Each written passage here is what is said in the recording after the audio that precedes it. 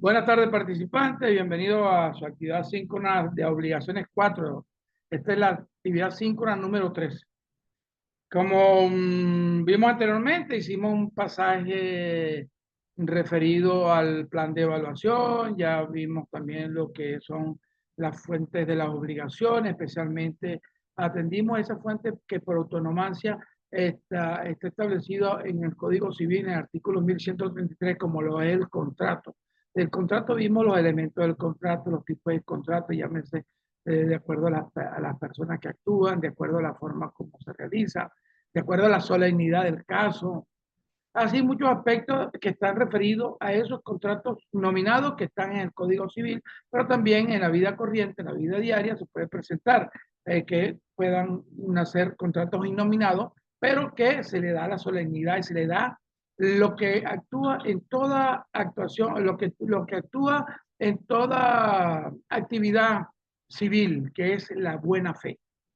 De ahí, pues bueno, vamos a encontrar que esa responsabilidad que nace, esa obligación, ese vínculo jurídico que nace entre dos o más personas para transar, para extinguir, para modificar una obligación, una relación jurídica, como lo es el contrato, también debe realizarse, como lo establece el 1270, que debe estar enmarcado en esa parte de que debe ser realizado como buen padre de familia. ¿Qué significa ser un buen padre de familia? Ahí actúa la responsabilidad, actúa la ética, actúa la moral, actúa principalmente la buena fe que debe haber en todas las actuaciones que se practican entre particulares.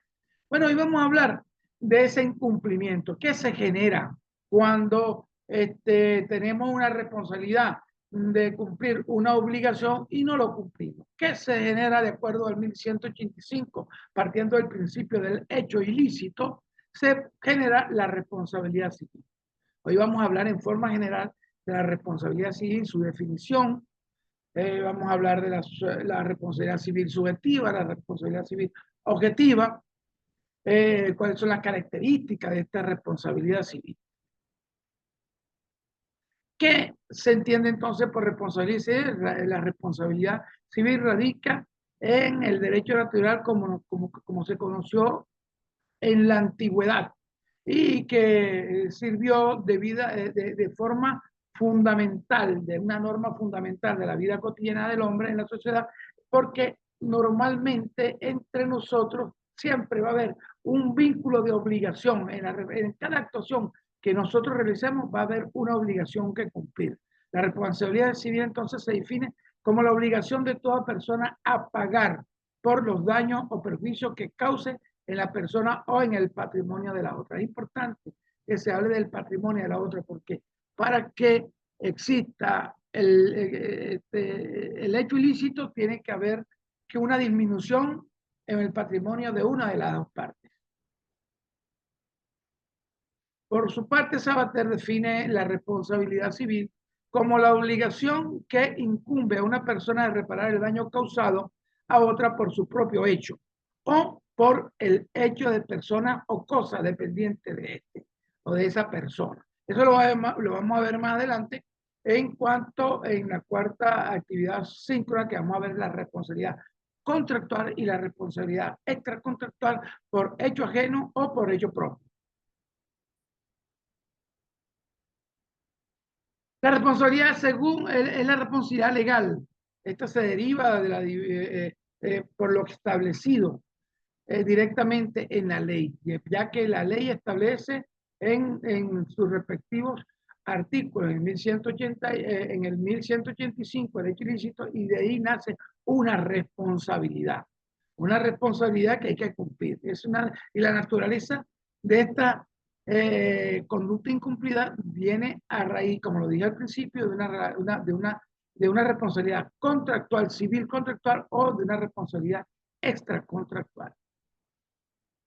Según lo establecido, la vamos a encontrar una responsabilidad subjetiva y una responsabilidad objetiva. Una responsabilidad objetiva que nos dice que es la responsabilidad civil tradicional, conocida por la doctrina desde la época remota y estructurada desde los tiempos de Roma, según la cual solo debe ser reparado el daño que se le cause al otro cuando incumplimos con una obligación.